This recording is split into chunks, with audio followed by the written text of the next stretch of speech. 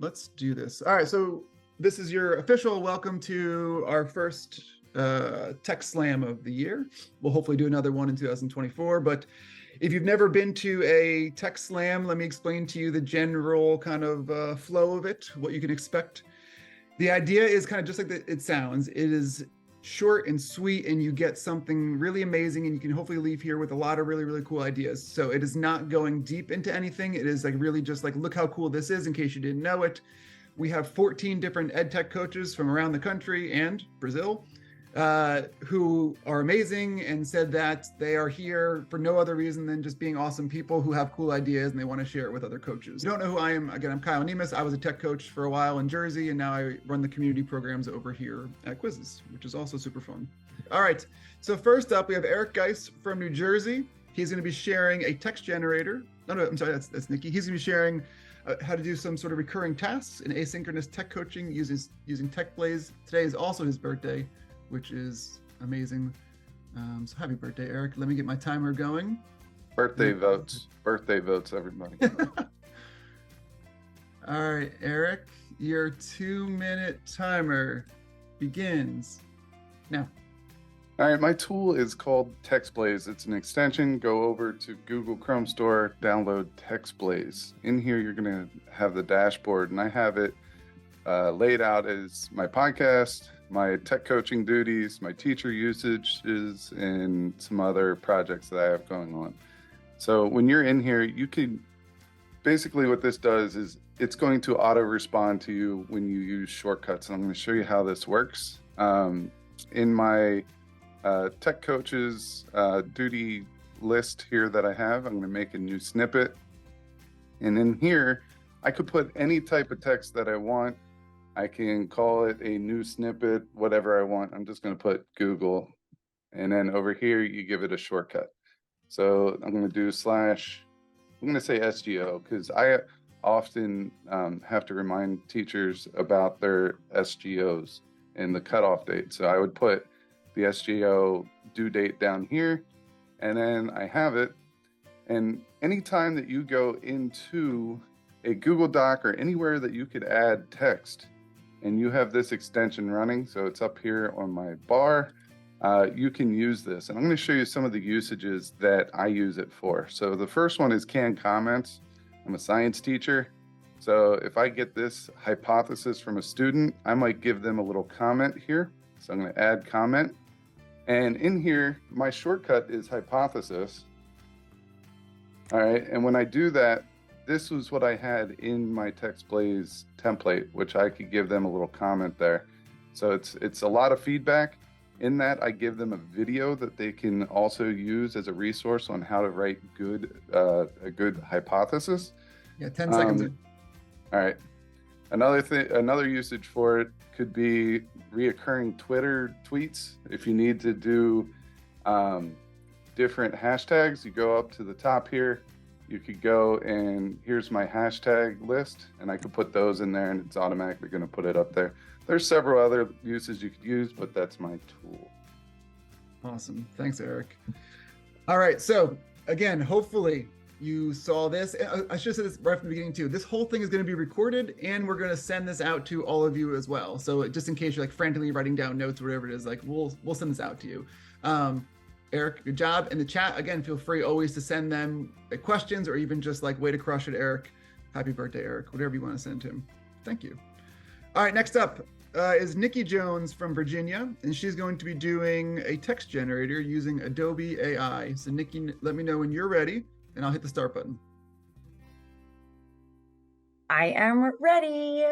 All right, hit it, Nikki.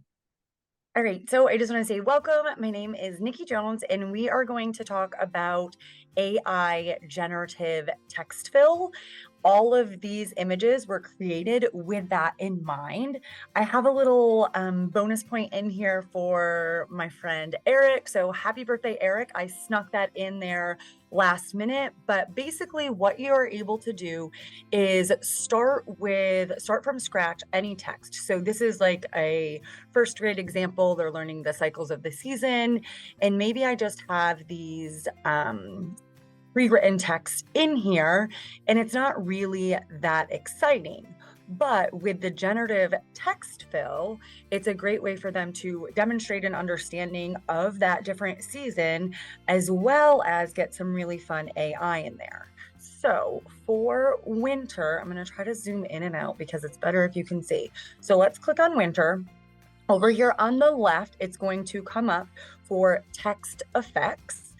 And then I can either choose from so many different sample ones that are already generated, or the really cool part is I can put my own description in here. So I might want to put like blustery snowflakes.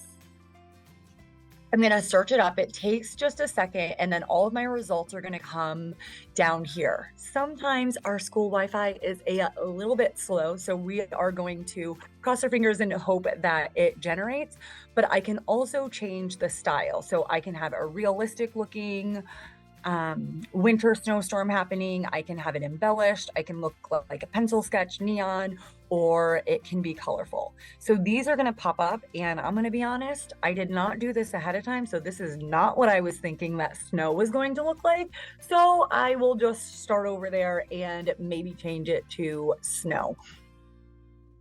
Was that my timer, Kyle? That was your timer, yep. Okay, so lots of fun ideas and ways to continue to embed that AI text. Awesome. Thank you, Let me Nikki. stop sharing my screen. Yeah, I know 2 minutes is tight, right? It's hard to So get that. fast.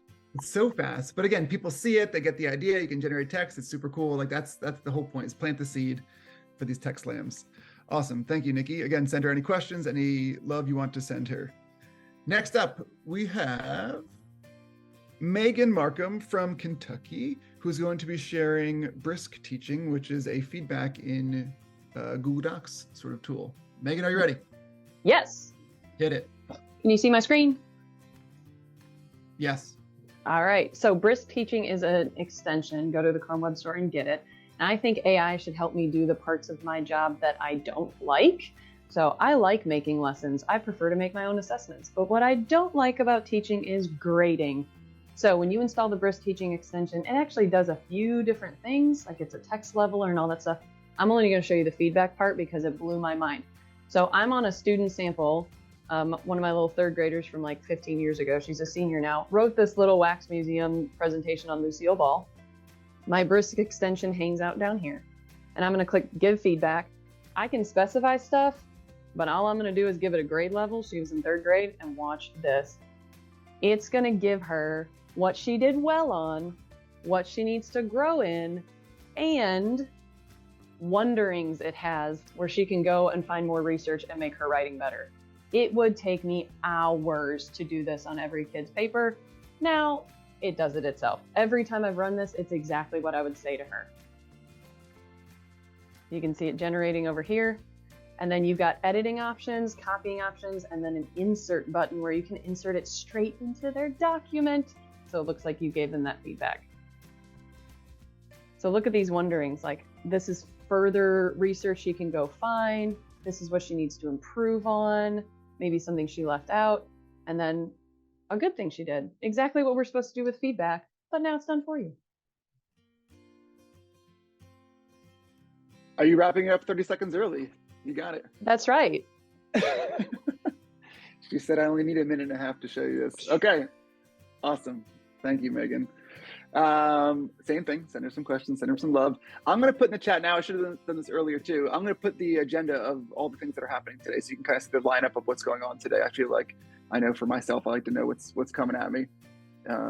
So here is the Google Sheet. I just popped in the chat, just in case anyone wants to have that open on the side, or if you want to make your notes, or like I said, we'll record this, but in case you want the full list of who's presenting, what they're presenting.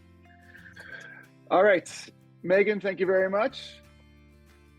Next up, we have Karyn from California, who is going to be showing us MagicSchool.AI and specifically the IEP creation piece of this. So hold on, let me get my timer ready. All right, Karyn, hit it. All right, there we go. So full disclosure, I am a former special ed teacher. I'm also a gen ed teacher and an adjunct in special ed. And when I found this, my mind was blown. So what I want to show you is if you go to MagicSchool.AI, and I just typed IEP. I have it marked as my favorite. One of the things, IEPs, when I first started, were 4 to 5 pages, and now they're like 24 pages. And so sometimes getting that little kickstart to get you going can be really helpful. So you can just go here, choose a grade level. So I just put in some samples, and I'm going to put in some disability areas. And you know what? Let me make this a little bigger. My little control plus is always awesome. And then a description. And I talked about this with the program specialist one of the program specialists in my district. And I'm like, I'm a little concerned about this, that teachers might use it and not like edit, not proofread, not do any of the things that they should be doing. And he said, if they don't do that, then they're not a great special ed teacher, and they wouldn't probably write a great IEP in the first place. So using this, look, I can even translate it. So if you have parents coming in that are another language, I mean, Magic School is just magic on many levels, but this part was huge. So you put in the description and make sure you mention their behaviors, strengths, and needs. And there it is, present levels of performance, student needs and impact of disability, goals and objectives. And then I can go in and edit these, especially we have a lot of new special ed teachers in our district who have maybe never written an IEP except in their class. And it also has that note at the bottom, this is a draft and should be reviewed and revised as necessary. So I've shown this to my special ed students. We had a great debate about it for my graduate students. And it just seemed like a really nice tool to help get you started, especially when you're early IEP writing. Okay, awesome. Thank you, Karyn. Sure. Good stuff. Yeah, Magic School has all sorts of cool things in there, right? Awesome, thank you. All right, same thing, send her some questions, send her some love. And then we have 3 more for round 1, and then we'll get to our voting. So next up, we have Dan, or Danny, from New Jersey, who is going to be showing you how to use AI using Google Sheets to make the formulas you want, which is going to be very helpful for me. All right, so let me get my timer going. All right, Dan, hit it. Awesome. Well, my name is Danny Cyckowski. I'm a tech coach in New Jersey. I actually found this while I was doing my other job, where I am an ESL teacher in Taiwan. So as part of that, I needed to create comments for my students based on their grades. But I have 84 students. It needed to be done right away. So I was looking around and I found Sheet GPT, which at the time was totally free. And basically what I was able to do was take an existing Google Sheet that had all of their grades based on, whatever criteria the school required, some input by me, some input by other educators. And then, I'm in school. Anyway, so we had some notes, and I needed to leave a report card comment. So at first glance, this report card comment appears to be an individually written comment for each student that I did. But if you click it, you can see in the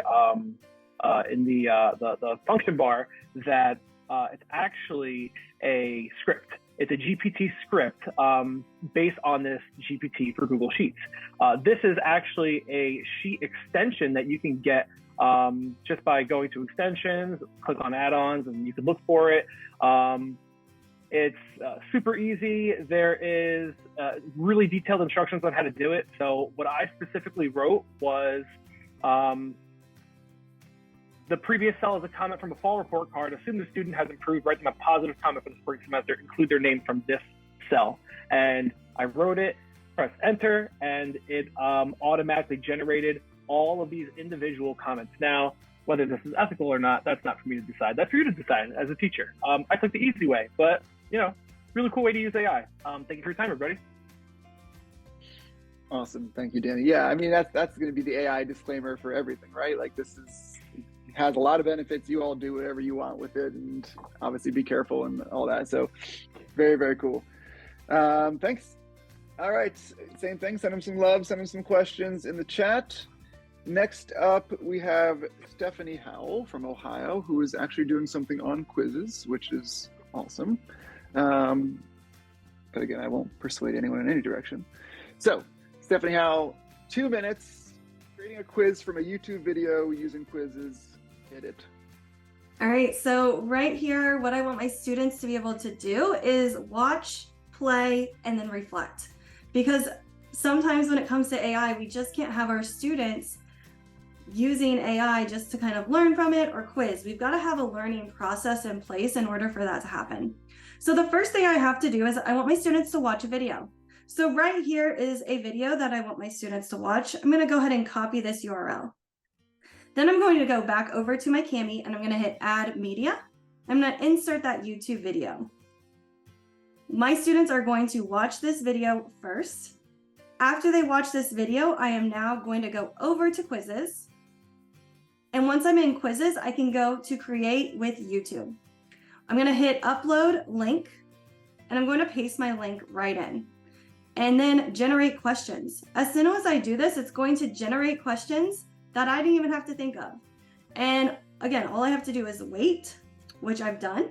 And my students then play. So then my students play Quizizz and my student has already played and you can see here their score. So my students played the game from that AI Quizizz generated game and I can see which ones they've missed. So rather than just moving along, not paying any attention, we can use this as a learning opportunity. My students are able to see which questions they missed in red and which questions they got correct in green. So what students are going to do next is they're going to go back to Cami and now reflect. They're going to look at what problem they missed and students can either type the problem here. Students can use the comment tool and use a screen capture to explain what they did wrong. Then they're going to provide the correct answer and give that explanation. I did this wrong because of that. So now we're using AI with powerful ways by having students reflect. Wow, that was like right on to the second there, Steph. All right, thank you very much for sharing the creating YouTube from Quizizz, and again, also that really nice format for the lesson. And our last one for round one is Kaylee from New Jersey, using Diffit for special education accommodations and graphic organizers. So hold on, let me get my timer ready. All right, Kaylee, hit it. All right, thanks. I'm Kaylee. I'm from New Jersey. I am a tech facilitator for a district-wide. So I have a special ed background, and I find that a lot of the times when we're trying to either differentiate down or up, it's always something that takes the most amount of time. And I learned about Diffit at ISTE this year and just was so taken with it. So this is what the main page looks like. You can go and you can search. Their box says literally anything.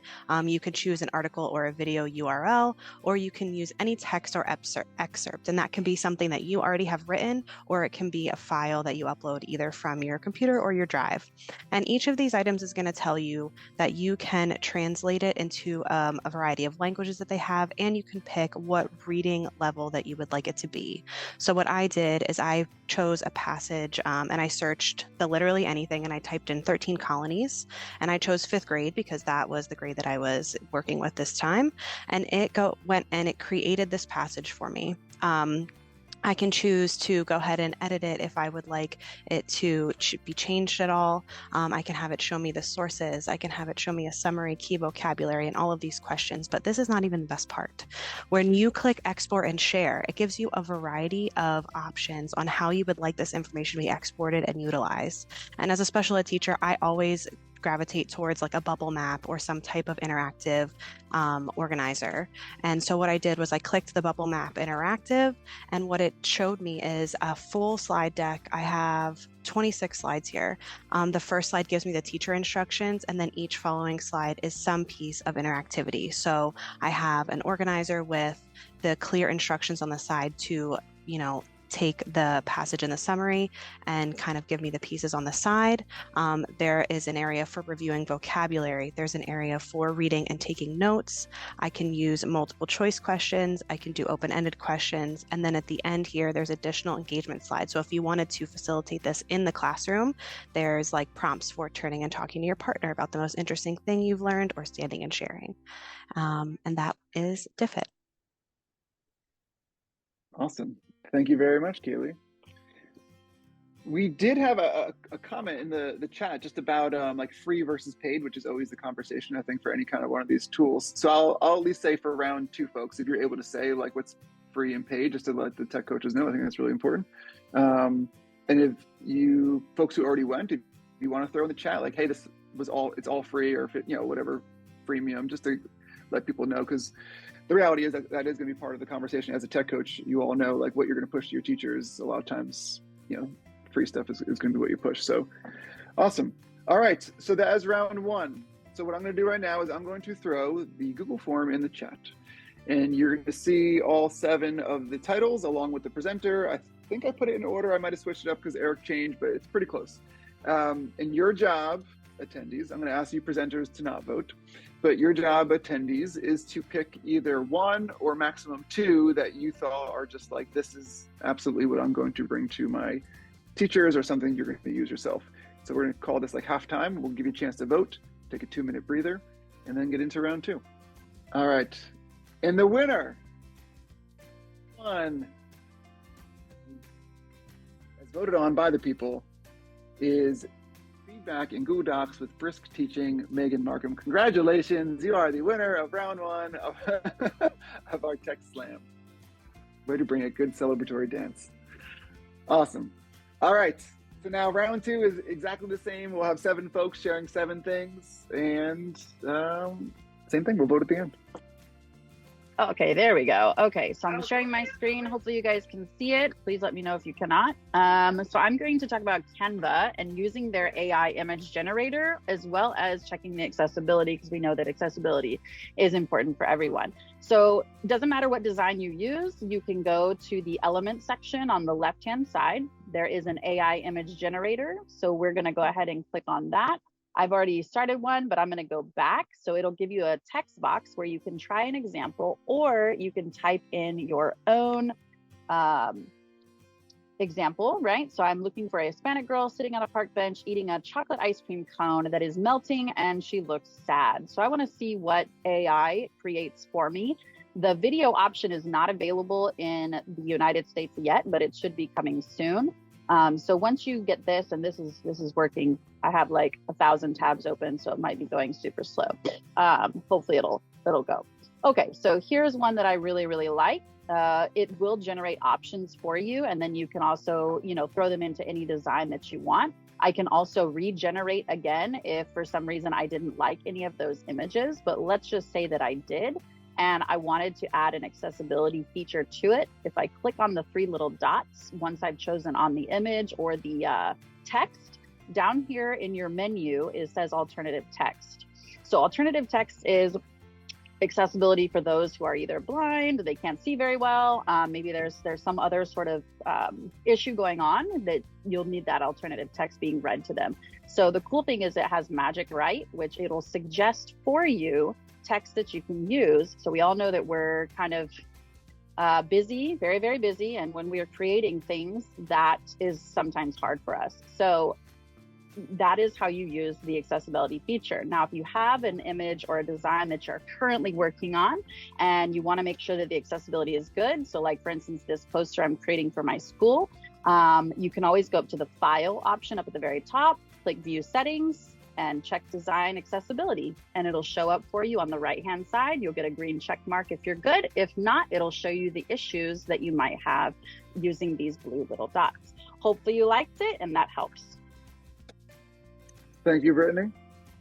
Gotta love Canva. All right, awesome. Thank you. And okay, next up we have Lainey from South Carolina, who is once again showing Diffit, but this time a different use case within Diffit. I think a little bit different than the last one. Lainey? Yeah. Okay, can you see the correct thing? Okay, so I think probably I should have gone before Kaylee because mine's kind of the Diffit basics, so it's kind of repetitive, so I'll just kind of skip over. So Diffit, I was a reading interventionist before being a tech coach, and before that I was just a reading teacher, and so we would do research. So this is awesome for reading teachers or social studies teachers or whatnot. So Diffit, so I was a 4th grade teacher. So with this, you can pick 4th grade. You've got a ton of language options. So if you just need, your kids are researching westward expansion on the Oregon Trail and you need it in Arabic, you're not going to find those resources probably in your library. So you can go to Diffit. But I use English when I'm testing it out because that's the only way I can check to see if it's right. I did do Spanish, second grade level Spanish, and I was able to read that. So that made me feel good because I could check it out. So with Diffit, children under 18 are not supposed to create accounts. That's a thing with a lot of AI. Most of it is not approved for kids under 13. So that's just something to keep in mind while you're using it with your kids. For teachers, that's a different thing. But my district, we're very big on security and privacy. So keep those things in mind. Teachers can log in with Google, but it's neat because you can get resources for any topic or lesson. So this was out of nowhere. It just pulled this with a topic. What I really, really love, again, as a classroom teacher, is this showing sources, because it goes to actual sources. Because sometimes the AI hallucinates and takes you to stuff that's not even like real. So I really love that. So you can do that. So somebody put in the chat, but with this, we all can get the premium features for now, but this is the stuff that's included when it's free. So those graphic organizers are super awesome, but they might pull us into loving all of this stuff, and then January it's going to start costing money. So just as you're trying stuff, keep that in mind. Awesome. Thank you, Lenny. Yes, but I think that was still extremely worthwhile for folks who are new to Diffit. So thank you for that. All right. Question, send her some love. Next up, for round 2, we have Kelly C. Wright from California, who is doing not necessarily teacher creation, but more of an AI detector using Origin by GPTZero. All right. Whenever you're ready. All right, sounds good. So we all know that when we are coaching our teachers in the use of AI, we have this kind of spectrum of teachers we have those teachers on one end that love it, who are jumping in with both feet and they're utilizing it in the classroom. But on the other end of the spectrum, we have those teachers who are, AI is the devil, it's ruining education, my students are all cheating. And so here is just a little tool that you can use with those teachers to try to help them feel like they have a little bit more control over AI in their classroom. So this is a Google Chrome extension by GPTZero, and it's called Origin. And I'm going to put in the chat a link to all of you to this slide show here, and it gives you the link to the Google Chat, the Chrome extension way that you can go ahead and download that onto your screen. And so when you download that and you have that as part of your screen, you will see that you have this little symbol over here.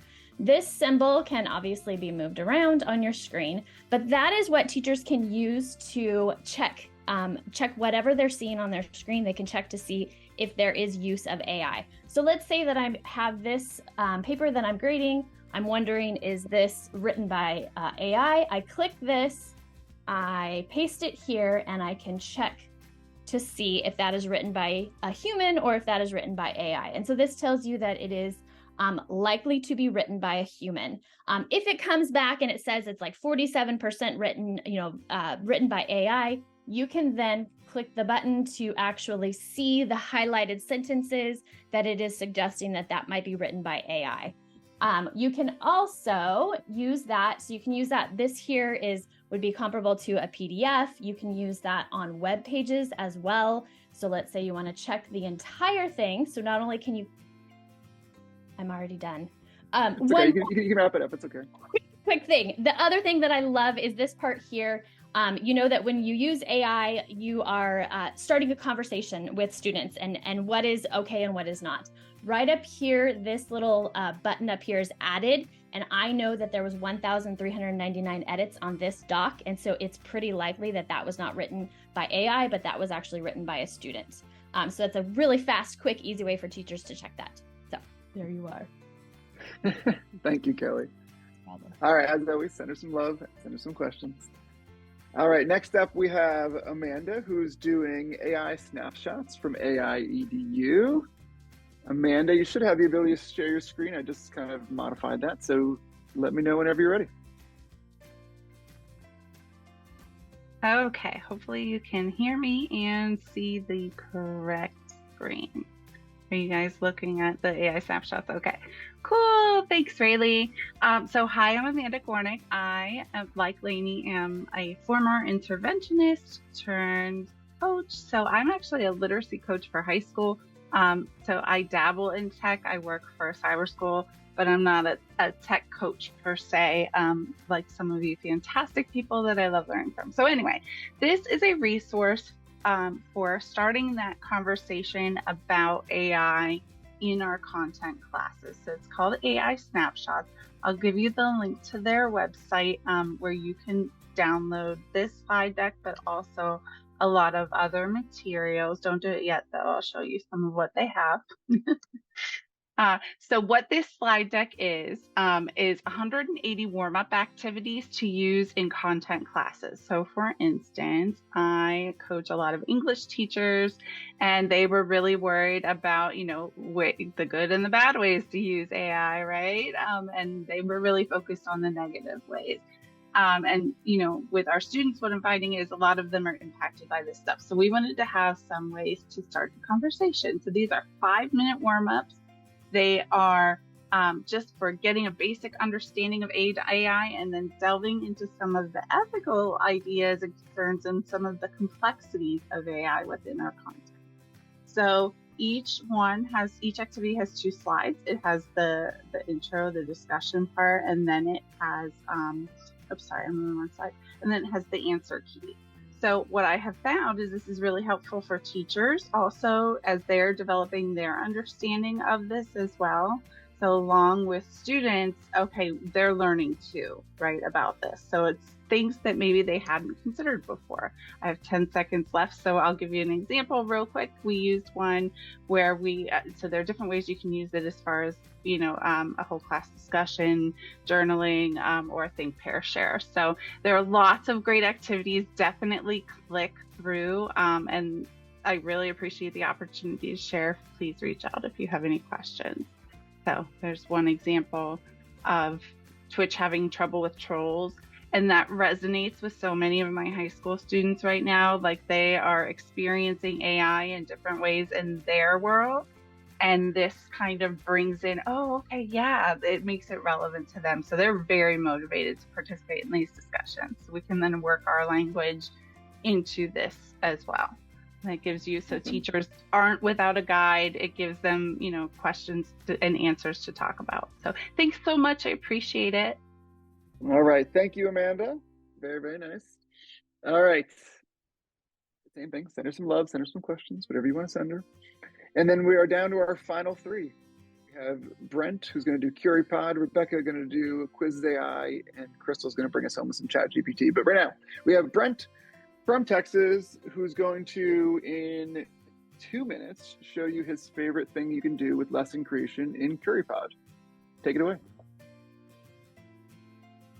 Okay, so Curipod is a platform that is great for teachers when you're looking to engage your students in the classroom, but you really don't want to start from scratch in creating new content.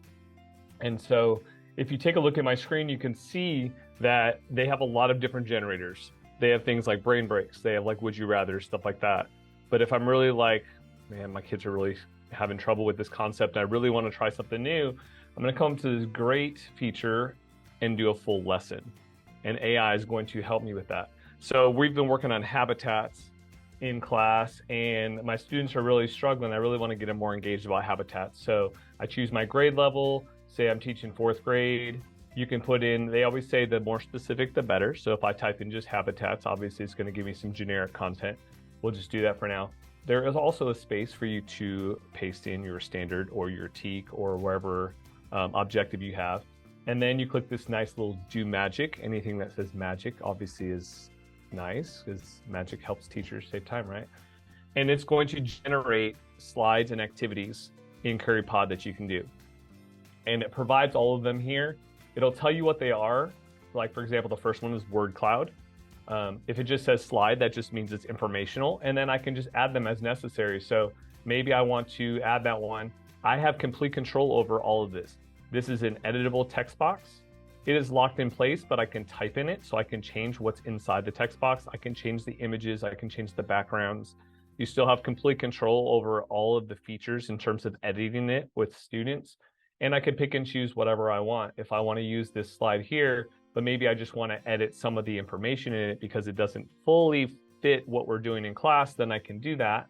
The biggest feature that is probably what sets apart Curipod from everyone else is that they have ones that allow for you to use feedback with kids. And what that does, and we did this with high schoolers last year when they were working on their essays before our state testing and stuff, and they're trying to work on that. And we had them copy and paste their essays in, and we put in the answer expectation with the rubric and stuff, and it provided them feedback provided by the AI to each and every student within a few seconds. And so it was quite amazing. Awesome. So Brent, your time is up. Do you have one last little sentence or two you wanted to say, or are you good? We're good. All right. Thank you for sharing the magic of Curipod with the world. And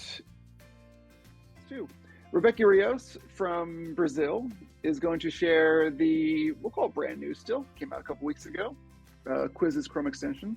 Again, I'll keep my opinions to myself. And Rebecca, you do your thing. All right. So Rebecca, you share, and then just tell me whenever you're ready.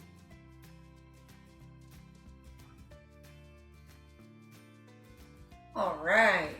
Thanks, Kyle. Can everybody hear me? Yeah.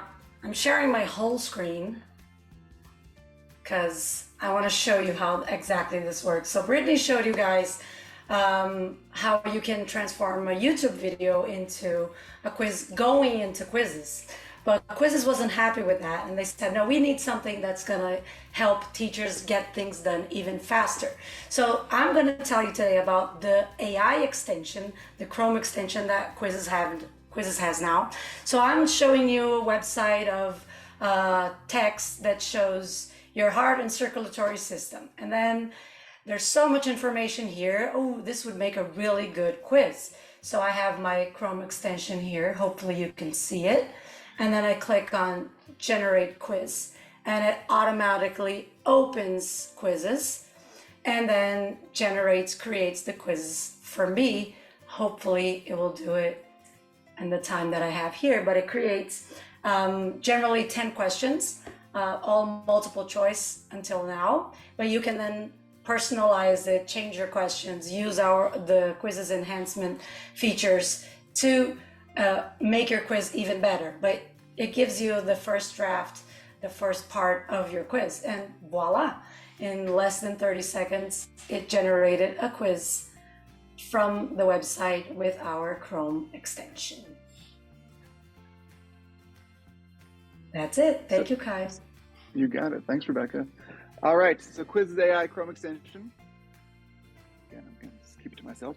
Thank you. All right, and next one, our grand finale is, let me stop my timer for a sec, is going to be Crystal from Tennessee, who is going to share just ChatGPT, the OG of AI, and just some really good subject-specific prompts that you can use with yourself or your teachers.